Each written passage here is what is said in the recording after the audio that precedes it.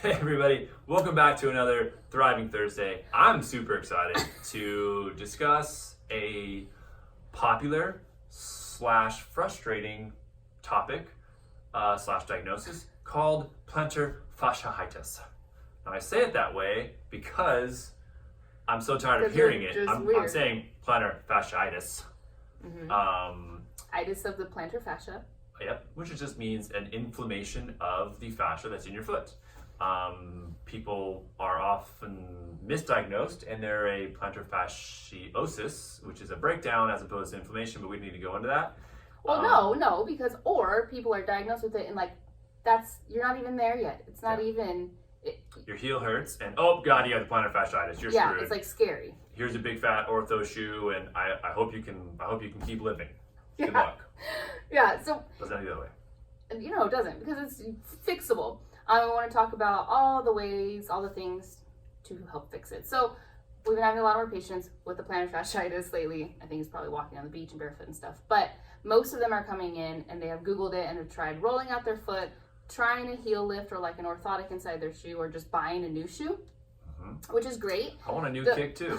Yeah, but you should get ones to support we'll talk about it, a better foot, not the foot that's already jacked up. Yes. So those are all like passive outside things that you're trying to help your foot with, which is great to help get rid of maybe the acute pain or in the very beginning stages, or in conjunction with what Aaron's going to talk about. But so far, it hasn't worked for all our patients, all of them that have plantar fasciitis.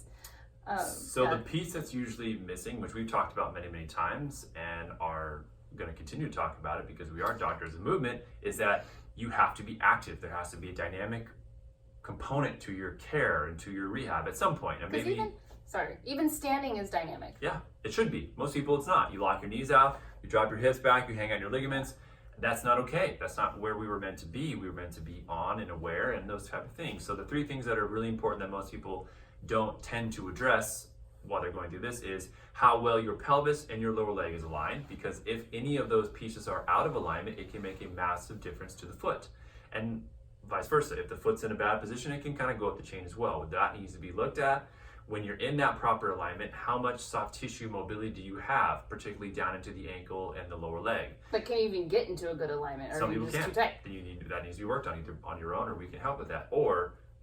And when you have those two pieces, then how much strength and endurance do you have in your foot, in your ankle, and your lower leg? Because you could be perfectly aligned, but you have the ability to perform 3 reps. Well, then you definitely can't run unless you want to run for 3 steps. You got to crush toe yoga on one foot for a long time with perfect arches. Yeah. To be able to run like a marathon and stuff. So. We're going to go through that. Lauren's going to be our little model, and we're going to kind of walk you through a way that you can look at yourself and then see kind of what way you can get more active to address your plantar fasciitis.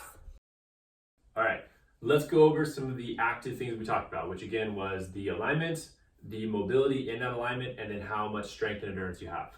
So we've taken some dots and put them on the 3 areas that I'd like for you to find on yourself. The first one is the ASIS. So at home, you can have your hand right here in your pelvis. Where that front finger meets the bony protuberance there is the front of your pelvis, the ASI, so that would be where you find that one. The second one is your patella, that kneecap, go right in the middle of that. And then right in the middle of the ankle, kind of where it folds, is where you want to put that other dot. And so the goal for alignment is to have these in line, right? So easier said than done, but as we get into the position now, so Lauren, go ahead and show them bad or off-axis alignment, which would be there. You can see the patella went in. This foot went in there, and so she's kind of in this zigzag position where we have one there. Go ahead and hold that there. This is inward, and that's inward. So that's not the right alignment when in reality we want it to be more straight. So if we get into the proper alignment, go ahead and do that again. Very nice, good. Let's say that you can find this, awesome.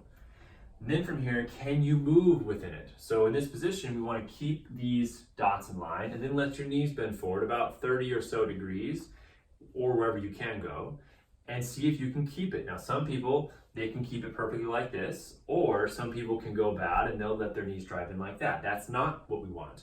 Now, if you find that you can't correct that, you need to come reach out to us or reach out to the physical therapist or someone in that world to help get the mobility better so you can do this.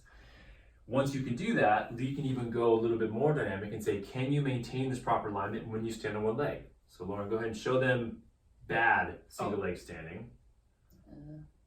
Dropping, there you go, good. So the same idea as before, the knee is facing in and the ankle is facing in as well. That's not gonna be good, and we're gonna put a lot of pressure on the plantar fascia that really can't tolerate it. So now let's show them good single leg standing. Hold on, I gotta turn all my things on. Yep. Very nice. Boom, boom, boom. We're in a good position. Now her muscles are dynamic. She's not relying on non-contractile stuff. So you can even get as dynamic as you want to in here. The knee bending, that kind of component, single leg squatting, all that stuff. We can go as deep into dynamic stuff as we want to, but if those are okay, then we can start working on the strength and endurance. So like we've done before, the toe yoga pose, you can go on Instagram or our website and look back at that video. Be doing that all the time, looking at different heel raise variations, doing it on unstable surfaces. There's so many things that can be dynamic in this position, but again, the alignment has to be there. I don't care if you're doing the coolest exercise in the universe on the most unstable thing ever. If your alignment's not there, you're not going to be owning that position. You need to own it before you get to the hard stuff, right? If you drop it into your plantar fascia, then it's painful. Yeah, if you're doing all these exercises in that bad position, it isn't actually helping you. It doesn't matter. So try these things. If you have questions, let us know, but hopefully this helps and shed some light on the active world of foot pain.